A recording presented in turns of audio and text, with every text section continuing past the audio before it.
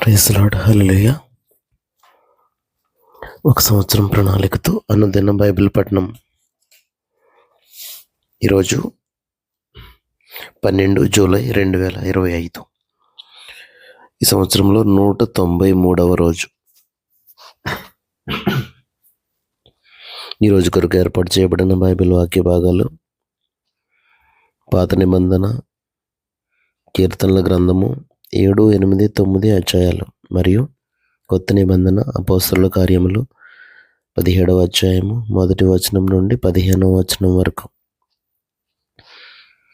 మొదటిగా 7వ కీర్తన.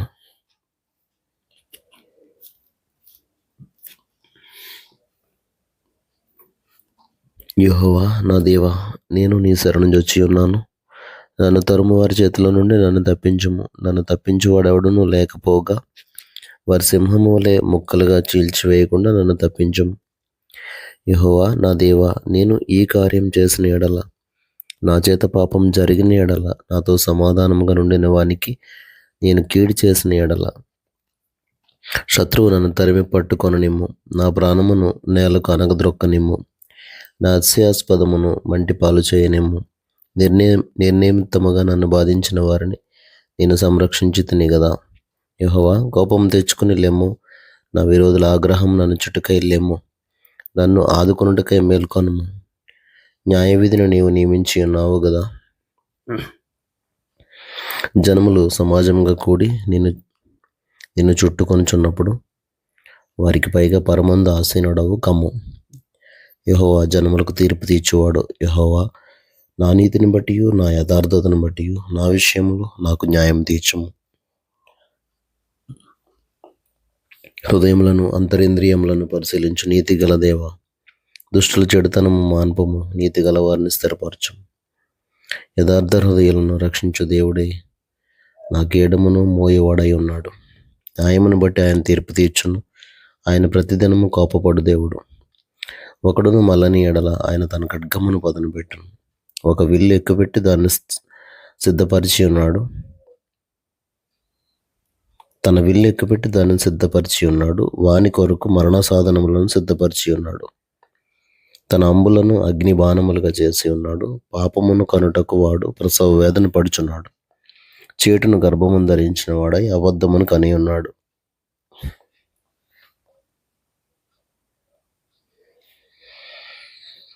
వాడు గుంట త్రవ్వి దానిని లోతు చేసి ఉన్నాడు. తాను త్రవ్విన గుంటలో తానే పడిపోయాను.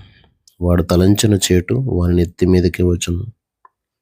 వాడు యోచించిన బలాత్కారము వాడి నడినెత్తి మీదనే పడును. యెహోవా న్యాయము విధించువాడను. నేను ఆయనకు కృతజ్ఞతాస్తుతులు చెల్లించదను. సర్వోన్నతుడైన యెహోవా నామమును కీర్తించదను. 8వ కీర్తన. యెహోవా మా ప్రభువా, ఆకాశంలో నీ మహిమను కనబరచువాడా, భూమి ఎందంతటా నీ నామం ఎంత ప్రభావం గలదే.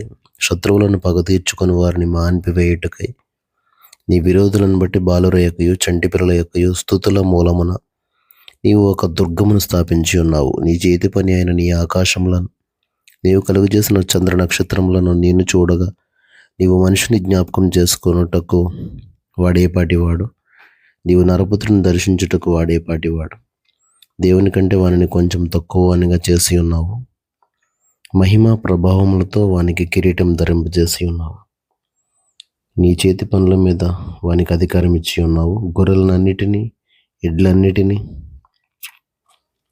అడవి మృగములను, ఆకాశ పక్షులను, సముద్ర మత్స్యములను, సముద్ర మార్గములలో సంచరించి వాటిని అన్నిటినీ వాని పాదముల క్రింద నీవు ఉంచి ఉన్నావు. యెహోవా మా ప్రభువా, భూమి అందంతటా నీ నామం ఎంత ప్రభావం గలది. 9వ కీర్తన. నా పూర్ణ హృదయంతో నేను యెహోవాను స్తుతించదను. యెహోవా, నీ అద్భుత కార్యములన్నిటినీ నేను వివరించదను. మహోన్నతుడా, నేను నిన్ను గూర్చి సంతోషించి హర్షించుచున్నాను. నీ నామమును కీర్తించదను. నీవు నా పక్షమున వ్యాజ్యమాడి నాకు న్యాయం తీర్చుచున్నావు. నీవు సింహాసనాసీనుడవై న్యాయమును బట్టి తీర్పు తీర్చుచున్నావు.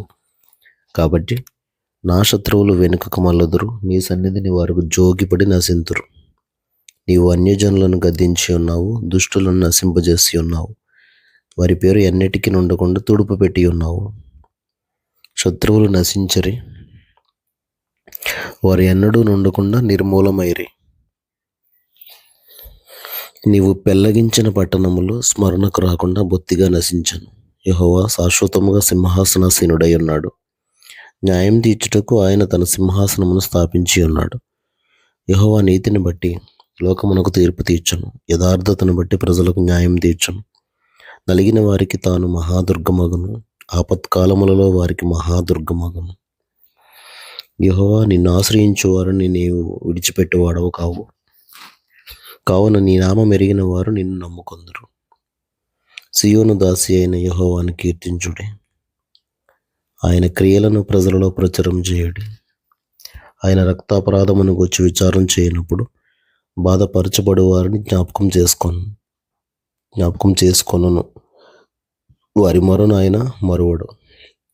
నేను నీ కీర్తి అంతటిని ప్రసిద్ధి చేయుచు సియోను కుమార్తె గుమ్మములలో నీ రక్షణను బట్టి హర్షించున్నట్లు, యెహోవా నన్ను కరుణించుము. మరణ ద్వారమును ప్రవేశించుకుని నన్ను ఉద్ధరించువాడా, నన్ను ద్వేషించువారు నాకు కలుగజేయ బాధను చూడము. తాము త్రవ్విన గుంటలో జనములు మునిగిపోయిరి, తాము ఒడ్డిన వలలో వారు కాలు చిక్కుబడి ఉన్నది.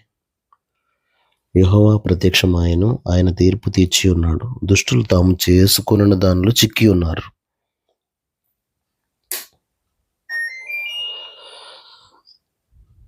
దుష్టులను దేవుని మరచు జనులందరూ పాతాళమునకు దిగిపోవుదురు. దరిద్రులు నిత్యము మరువబడరు.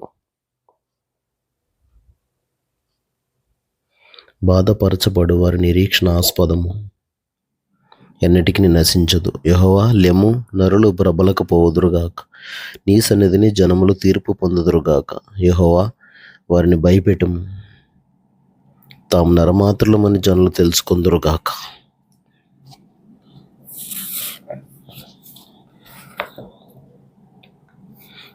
కొత్త నిబంధన అపోస్తలుల కార్యములు 17వ అధ్యాయము 1 వచనం నుంచి 15 వచనాలు.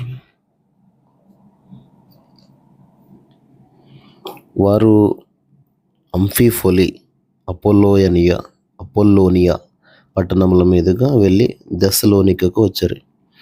అక్కడ యూదుల సమాజ మందిరం ఒకటి ఉండెను. గనుక పౌలు తన వాడుక చొప్పున సమాజపు వారి వద్దకు వెళ్ళి, క్రీస్తు శ్రమపడి మృతుల్లో నుండి లేచుట ఆవశ్యకమనియు, నేను మీకు ప్రచురం చేయు యేసే క్రీస్తయి ఉన్నాడనియు లేఖనముల నుండి దృష్టాంతములనెత్తి విప్పి చెప్పుచు వారితో 3 విశ్రాంతి దినములు తర్కించుచుండెను. వారిలో కొందరును భక్తిపరులకు గ్రీసు దేశస్థుల్లో చాలామందియు ఘనత గల స్త్రీలలో అనేకులను ఒప్పుకొని పౌలుతోనూ శీలతోనూ కలుసుకొనిరి. అయితే యూదులు మత్సరపడి పనిపాటులు లేక తిరుగు కొందరు దుష్టులను వెంటబెట్టుకుని గుంపు గూర్చి పట్టణమెల్ల అల్లరి చేయొచ్చు యాసోను ఇంటి మీద పడి వారిని జనుల సభ ఎదుటికి తీసుకుని వచ్చుటకు యత్నం చేసిరి. అయితే వారు కనబడనందున యాసోనును కొందరు సహోదరులను ఆ పట్టణపు అధికారుల యొద్ద గీచుకుని పోయి, భూలోకమును తలక్రిందు చేసిన వీరు ఇక్కడికి కూడా వచ్చి ఉన్నారు.